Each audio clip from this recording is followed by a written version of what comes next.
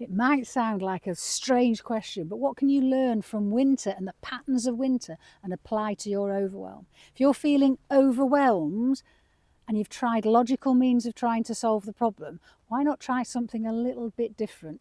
Perhaps need to bear with me, it might feel a bit strange. 75% of the time, people are able to reduce the overwhelm simply by using this more metaphorical technique versus trying to do it logically. But I'm Alison Smith, and for 25 years I've used nature and metaphor as a means of helping people get back on track, which means I sort of avoid logical thinking to solve problems, because quite often if logical thinking could solve the problem, you'd have done it by now. And the reason you haven't is you've either got into anxiety, overthinking, overwhelm, and therefore your logical brain is too busy with all of that overwhelm to actually be able to think of a solution. And that's why I use metaphor, because metaphor doesn't use your logical thinking. It uses a creative part of your thinking. If you dive into the problem, you're just going to get yourself more and more mired in all of that detail of the story of why you're stuck, why it's not going to work, why this won't work. You've tried that before. So no, we don't want that. But today, because it's Winter Watch on BBC, I want us to use winter as the metaphor for overwhelm. So I'd like you to think of a situation you're overwhelmed about. You've perhaps tried other means of resolving it. And what we're now going to do is put those to one side, put the story you're telling about your overwhelm, sort of dial down the overwhelm if you can, as we explore winter. Because what can we learn from winter? If your overwhelm is like winter, what can we know about winter and apply it to overwhelm? So let's think about some patterns of winter. If it's winter here, it's going to be summer elsewhere. And what I learned, because I looked it up, is actually at the equator there is no winter. And our understanding of 4 seasons here in the UK, there are some places that only have 2 seasons, others have 6. The insight that there's no winter at the equator might enable you to think about, well, I'm only feeling overwhelmed at work. I'm not feeling overwhelmed out of work. I'm not feeling overwhelmed when I'm with my friends. I'm not feeling overwhelmed when I'm exercising. So it might enable you to, rather than feel overwhelmed in every part of your life, to actually be able to articulate where and when you're feeling overwhelmed, which again gives you more clues about what you need to do in order to turn down the overwhelm. It's interesting I've chosen to stand here because in the winter the sun rises from about there, and yet actually in the summer the sun rises about there. How is that relevant? The whole idea is that a part of your brain that thinks more creatively, that thinks metaphorically, is able to go, oh, I'm overwhelmed, but that's perhaps because I'm looking there. And what I need to do is change my focus to look in a different direction. If we look in a different direction, I'll notice something else which enables me to calm and turn down the overwhelm. Another pattern is the fact that, not so much here in the UK, but in other parts of the world, people put their winter tyres on for their cars so that they can more easily get safely from A to B.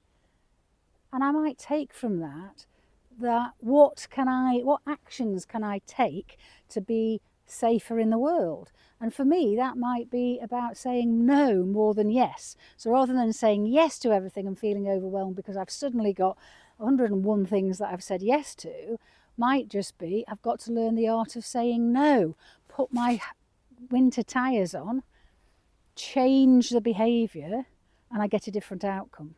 I have to look at the piece of paper for this next insight, but there's an astronomical, a meteorological and a solar winter, and they all take place at different times. And that reminded me the fact that winter's not just winter, is it? So it's exactly the same as overwhelm. Overwhelm isn't overwhelm. And there's a post later this week that looks at what other definition could we give for our feeling that would enable us to more easily understand what to do. I'm not saying that every pattern's relevant, and it may be that the pattern that's relevant to you hasn't yet come up and you think, what on earth's she going on about? The other thing to notice is when you're next outside, start to look for the signs of spring. It's amazing. In the middle of January here in the UK, it's only a few weeks before snowdrops will appear. The seagulls have already started to make noise. They may have been here for the winter, but they know that spring's on its way. They're making noises, getting ready for the spring. So just notice what you notice about, oh look, there's a sign. There's a bulb. There's new growth in the trees. It's not as cold as it was. Whatever it is that you're noticing. Because if you can notice that about winter and spring, you can notice that about the overwhelm as well. You can notice more places where overwhelm isn't in order to help you dial down those places where it is. There is a blog with other examples of patterns that you might notice in winter, but I've also added some as a PS to this video. Now there are times when other metaphors work better, so winter might not work for you because you can't actually think and swap out of the overwhelm. It's as if you're not able to switch gear.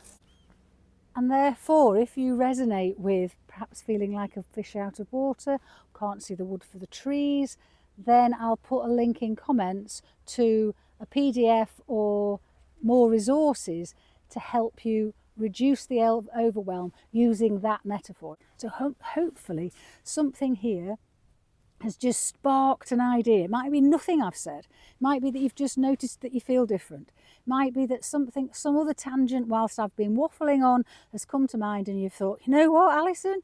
Yeah, I do know what to do. And no thanks, you haven't done anything. Yeah, it's just given you time to relax, think a bit differently about your overwhelm and come up with your own solution, because that's what all of these techniques are about. I'm not giving you any solutions. All I'm doing is helping you hear your inner wisdom, because your inner wisdom does know what to do. This channel is just full of videos helping you see situations that you're grappling with, whether it's overwhelm, whether it's lack of focus, lack of motivation, from a different perspective, and you're not going to be using logic to do it.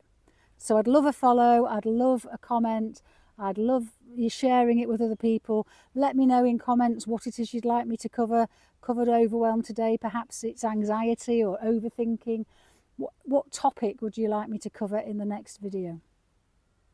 And as a PS, here's a few examples of patterns in winter that I'll let you decide what it means with respect to your overwhelm, if indeed it does mean anything.